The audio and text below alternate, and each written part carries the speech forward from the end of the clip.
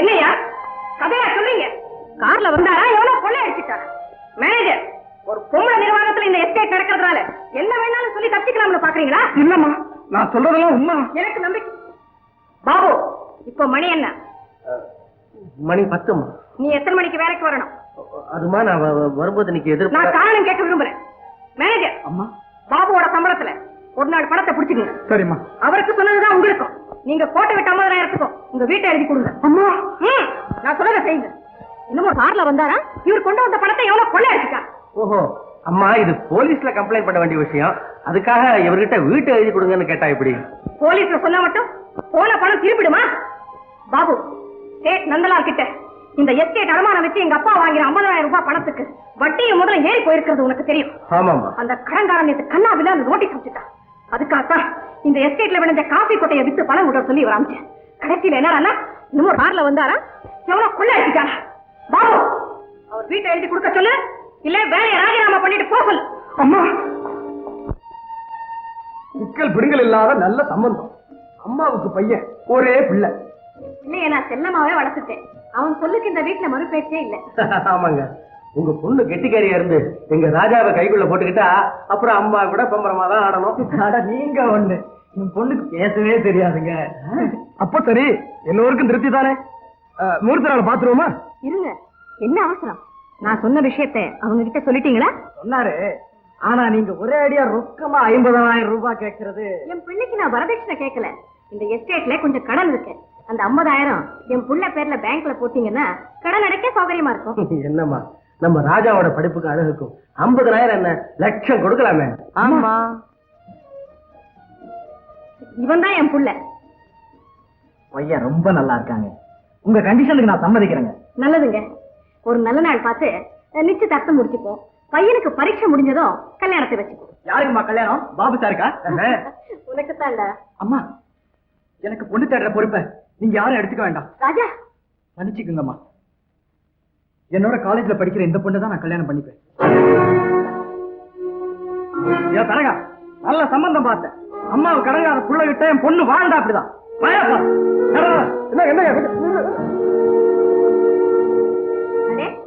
ராஜா கெட்டிக்காரன் தான். பொண்ணு அழகா லட்சணமா இருக்கா. பாபு, நீ இந்த பொண்ணு வீட்டுக்கு போய் நான் சொன்ன விஷயத்த சொல்லி கல்யாணத்துக்கு ஏற்பாடு பண்ணு. என்ன பாபு, படத்தை பார்த்து திகச்சு போயிட்ட?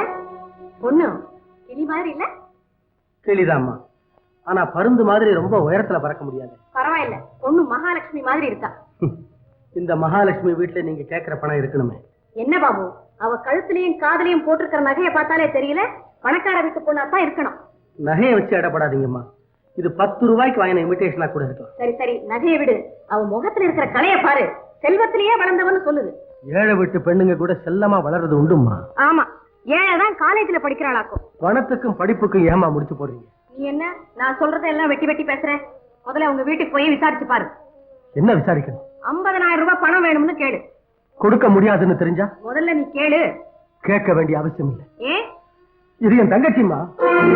பாபு, இந்த ஏழையோட பிறந்த ஒரே தங்கச்சி. கடவுளே, சின்ன வயசுலயே தாய் தகப்பனை இழந்த அவளுக்கு நான் தான் சகலம். நான் உங்ககிட்ட கைகட்டி சேவகம் செய்து வாங்குற சம்பளத்துல தாமா 2 பேரும் உயிர் வாழறோம். இப்போ நான் என்ன செய்யறது? அந்த கடனை அடைக்க. ஆத்திரப்படாதீங்கம்மா. உங்க கடனை அடைக்கிற அளவுக்கு கடவுள் எனக்கு சக்தியை கொடுக்கல. ஆனா நிலைமை தெரியாம விளையாடின என் தங்கச்சியை வெட்டி புதைக்கிற அளவுக்கு தைரியத்தை கொடுத்திருக்கிறார். நான் வரேம்மா. பாபு, ராஜா வாடா இப்படி. ஆமா, அந்த பொண்ணு பேர் என்ன? ராஜாத்தி. நீங்க 2 பேரும் ஒரே வகுப்பா? ஆமா. ஒரே பெஞ்சா? இல்ல, அவ முதல்ல இருப்பா, நான் கடைசியில இருப்பேன். அப்படின்னா முதுக பார்த்தே லவ்வா மடையா? அப்புறம் அவ எப்பவும் காலேஜுக்கு நீளமா ஜடை போட்டுட்டு வருவா. என் சிநேகிதம் ஒருத்தன் அது சௌரி முடின்னு சொன்னான். இல்லடா அது நிஜம்தான்னு சொன்னேன். 2 பேரும் 10 ரூபாய் பந்தயம் கட்டினோம். அப்புறம் அவ கிளாஸ்ல நுழைஞ்சு முன்னாடி போகும்போது நான் ஜடையை பிடிச்சி இழுத்தேன். என்னடா ஆச்சு? சௌரி தான் கையோட வந்துடுச்சு. அப்புறம் அப்புறம் பிரின்சிபால் அவர் காலில் விழுந்து மன்னிப்பு கேட்க சொன்னாரு. என்னடா செஞ்ச? விழுந்த. ஓஹோ, அப்ப விழுந்தவன் இன்னும் எழுந்திருக்கல போல இருக்கு. போடவுல. அம்மா, நீ படிச்சது போதும், போகல. என்னமோ ஜடைய பிடிச்சி விடுத்தானா கையோட வந்துடுச்சேன். ஏண்டா இருக்கிற? போ. கர்மம் கர்மம். அம்மா, ராஜாவை காலேஜுக்கு போக சொல்லுங்க. நான் என் தங்கச்சியை போக வேண்டாம்னு சொல்லிட்டேன். கண்டிப்பா சொல்லிட்டியா? கண்டிப்பா சொல்லிட்டேன். அப்போ நீ காலேஜுக்கு போடா. அம்மா, ராஜாவை கொஞ்சம் ஜாக்கிரதையா கவனிச்சுக்கீங்க. ஏன்? நேத்து ராத்திரி என் தங்கச்சி கணத்துல குதிச்சுட்டா. இப்படி எல்லாம் கரை கட்டி விட்டா என் பையனுக்கு பணம் இல்லாம கல்யாணத்தை செஞ்சு வச்சிருவேன்னு நினைக்கிறியா? அது ஒரு காலம் நடக்காது. அம்மா, என் தங்கச்சி கல்யாணத்துக்காக உங்ககிட்ட நான் பிச்சை கேட்க வரல. என்ன? எனக்கு ஒரு 6 மாசம் தவணை கொடுங்க. நீங்க கேட்ட ரூபாய் 50,000 வரேன். 6 மாசத்துல எப்படி கொண்டாடுவேன்? எங்கேயாவது கொள்ளையடிக்க போறியா? நான் என்னவோ செய்கிறேன். உங்களுக்கு வேண்டியது பணம் தானே, அதை நான் எப்படியாவது கொண்டு வரேன். அதுக்குள்ள என்ன கேட்காம உங்க மகனை யாருக்காவது வித்துடாதீங்க. வர்றேன்.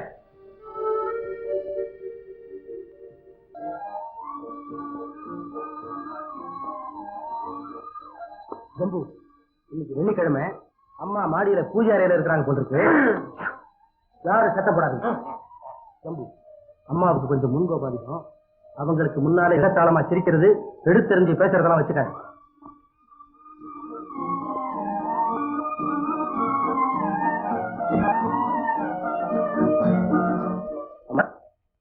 பாபுவா?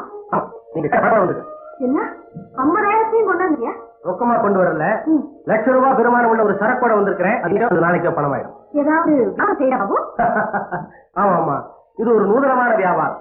சட்டத்துக்கு சந்தோஷத்தையும் சமூகத்துக்கு மகிழ்ச்சியும் தரக்கூடிய வியாபாரம். அம்மா, கெட்டு போன ஒரு மனுஷனை விற்கிறதுக்காக வந்திருக்கிறேன். என்னடா இது புதுசா இருக்கு? வாங்க பாக்கலாம். வாங்க.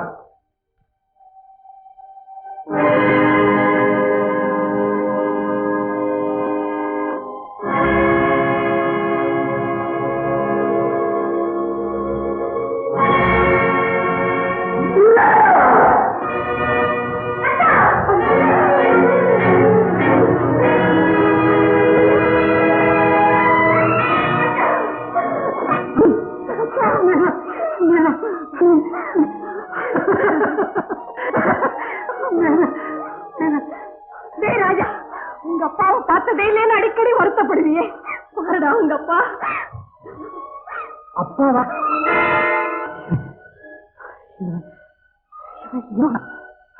நீங்க தான் என் தப்பா 15 வருஷத்துக்கு முன்னால கொலை செய்துட்டு காட்டுக்குள்ள ஓடி போன மகா புருஷர் நீங்க தானா?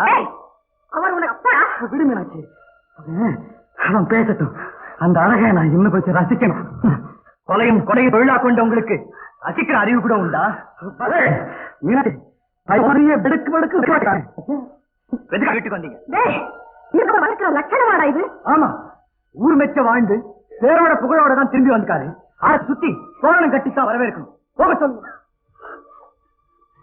பாத்தீங்களா, உங்க புள்ள யாருக்கு அடங்காம எடுத்தேன் கவிழ்த்தேன்னு உங்க மாதிரியே பேசுறான்.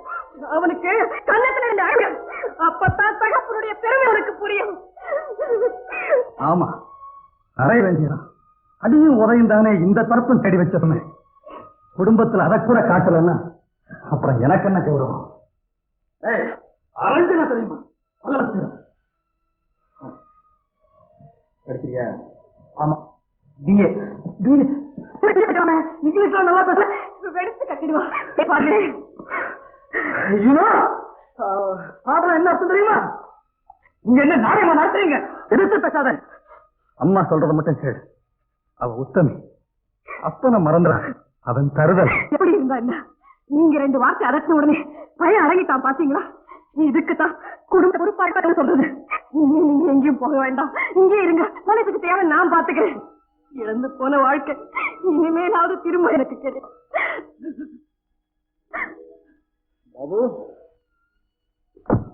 என்னுடைய நாடகம் முடிஞ்சு. அவ ஏதோ புது நாடகத்தை பத்தி விஷயத்தை விளக்கமா நிறைய இருக்கு. பாபுடைய தங்கச்சி கல்யாணத்துக்காக யாரோ 50,000 பணம் கேட்டாங்களா? யாரும் என்ன, நான் தான் கேட்டேன். ஓஹோ, பணம் கேட்ட சீமாட்டி நீதானா? பலே பலே, கடவுள் இப்பதான் கையெழுத்து இருக்க மாட்டேன். என்ன போலீஸ்ல பிடிச்சு கொடுத்து ₹1,00,000 வாங்கி நீ கேட்ட பணத்தை வீசியதான் பாபு என்ன இங்க கூட்டிட்டு வந்திருக்கான். என்ன சொல்ற பாபு? இப்ப சொல்லு மீனாட்சி, உனக்கு பணம் இல்ல புருஷன் வேணுமா? இது ரொம்ப கன்றாவியான கேள்வி. மல்லிகடம்மா, இவர்தான் உங்க புருஷன் எனக்கே இப்பதான் தெரியும். தெரிஞ்சிருந்தா இருக்க மாட்டேன்.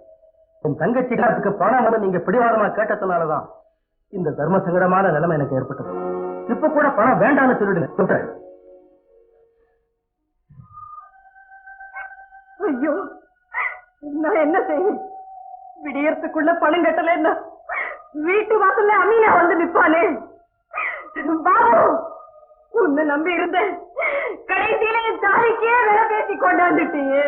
இதே மாதிரி ஒரு தாலி என் தங்கச்சி கழுத்துல ஏறதுக்கு நீங்க கேட்டது?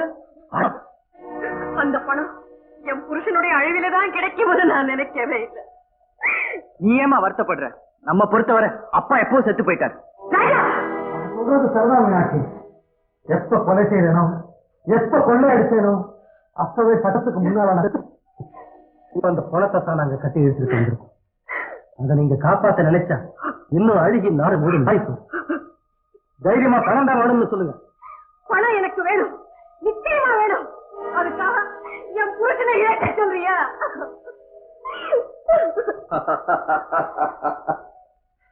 வெள்ளரி படத்துக்கு வெள்ளியில காப்பு மாட்டினாலும் அது எத்தனை நாளைக்கு தாங்கும்? என்னைக்காவது ஒரு நாள் இடிச்சு சிதறித்தான் போகும். இப்ப நீ என்ன காப்பாத்திட்டாலும் இன்னொரு நாளைக்கு வேற யாராவது என்ன போலீஸ்ல புடிச்சு கொடுக்கத்தான் போறாங்க. அப்ப யாருக்கோ கிடைக்க போற அந்த பணம் எனக்காவது கிடைக்கட்டுமே. தைரியமா பணம் தான் வேணும்னு சொல்லு. கழுப்பத்தாலும் அந்த வார்த்தைய வாயில இருந்து ஒரு காலம் வராது. கல்யாணத்தை நான் இருக்கிற கடன் கவலையே இல்லை, எனக்கு புருஷன் தான் வேணும். அப்படியா? எங்களுக்கு என்ன பதில்? உங்களுக்கா? ஆமா, ஜம்புவோட உயிர் மேல 6 பங்கு இருக்கு. மாலாவும் பாபுவும் வேணா உங்களுக்காக விட்டுருக்கலாம். நாங்க நாங்க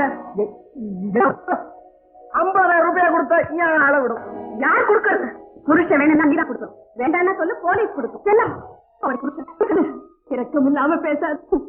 இறக்கத்தை பத்தி நீதான் சொல்லணும், நான் தான் கேட்கணும். இதற்கு முன்னால அண்ணன் கொலை என்ன செஞ்ச? கொஞ்சம் கூட இறக்கம் இல்லாம கல்யாணமாகாத கன்னி பொண்ணா இருந்த என்ன அனாதையா தவிக்க விட்டுட்டு உங்க அப்பா கூட இந்த எஸ்டேட்டுக்கு ஓடி வந்தியே, அப்ப எனக்காக இறக்கப்பட்டது யாரு? என்ன மன்னிச்சிடு செல்லம். அன்னைக்கு நான் இருந்த குழப்பத்துல உன்னை மறந்துட்டேன். உண்மைதான், உங்க குடும்பத்தோட இருக்க கூடாதுன்னு அப்பா கட்டுப்பாடு செய்துட்டேன். அதனாலதான் பழி வச்சு இப்படி வாழ்ந்துட்டு இருக்கேன். அதுக்காக இப்ப நீ என்ன பழி வாங்கிடாது. இந்தாமா, பழி வாங்குற ஆசிரியர் நாங்க வரல, பணம் வாங்குற ஆசிரியர் தான் வந்திருக்கிறோம். என்கிட்ட இப்ப பணம் இல்ல. வீடு நல்லது கட்டணம் இருக்கு. புருஷன் வேணும்னா வித்து கூட. ஐயோ, இத விற்க முடியாது. அது யாருக்குமே இல்லை, அப்பா எழுதி வச்சுட்டாரு. நான் என்ன செய்வேன்? பேசாம என்ன போலீஸ்ல புடிச்சு கொடு, உனக்கும் பணம் கிடைக்கும், அவங்க ஆசையும் நிறைவேறும். ஆமாம், இனிமே ஜம்பு வாழறதுனால யாருக்கும் எந்த பிரயோஜனமும் இல்லை. ஏன்னா அவன் ஒரு கொள்ளக்காரன். எந்த நிமிஷமும் உனக்கு பெண் மனசு புரியவே இல்லை. திருடனோ குருடோ, நல்லவரோ கெட்டோ, புருஷன் தான் தெய்வம். அவர் எப்படிப்பட்ட வாழ்க்கை நடத்தினாலும் எனக்கு கவலை இல்லை. அவர் உயிரோடு இருக்கணும். எனக்கு வேண்டியது அவ்வளவுதான் பாபு. அப்படின்னா அவங்க கேட்கிற பணத்தை கொடுத்துடு, இல்லைன்னா போய்வோம், வேலையை பாருப்போ. உங்களுக்கு வேண்டியது பணம் தானே? சரி, 10 நிமிஷம் பொறுங்க, கொண்டாரு. என்ன செய்ய போற? என்னவா செய்யறேன்? உங்க மாதிரி கொள்ளை அடிக்கிறேன், இல்ல கொலையா செய்யறேன்? ராஜா, அப்பாவை பாத்துக்க. இதோ வர.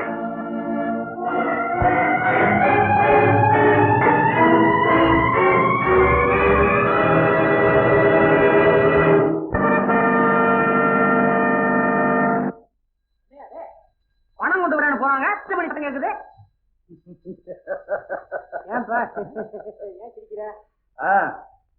மனுஷனுக்கு கடைசி புகலிடம் கடவுள் தானே. வேகமா என்ன கொஞ்சம் நிதானமா வசரா போல இருக்கு.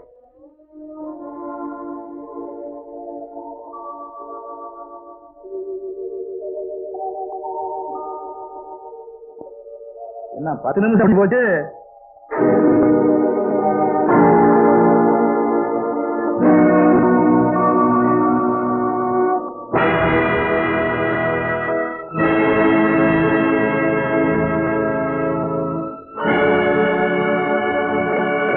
சீக்கிரமா மீனாட்சி, போலீஸ் வரப்புல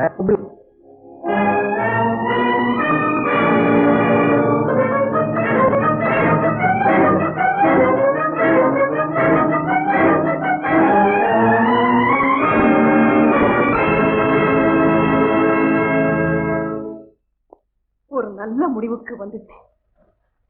நெருப்பை குளிச்சு, நீர் நனைஞ்சு, காத்துல உலர்ந்து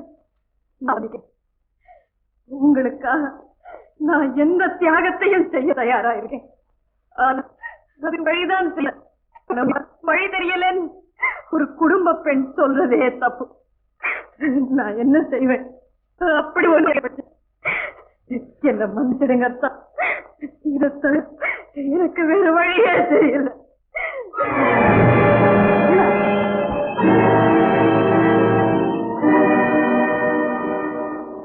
அம்மா!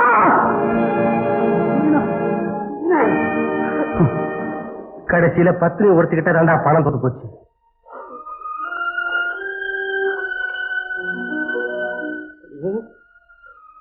நீ ஜெயிச்சிரு. உன்கிட்ட மட்டும்தான் நான் தோத்துட்டேன். எல்லாரையும் போல உனக்கும் பணத்தாசை காட்டி மயங்க வச்சு கடைசா சிரிக்கலாம் நினைச்சேன்.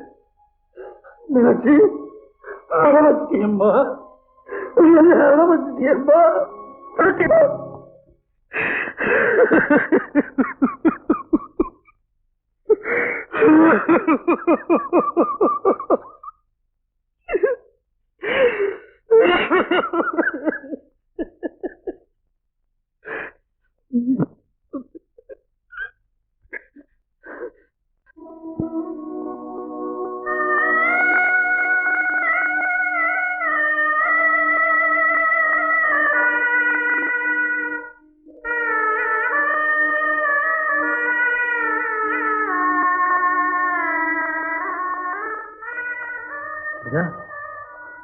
ஒத்து விட கேட்கிறேன்.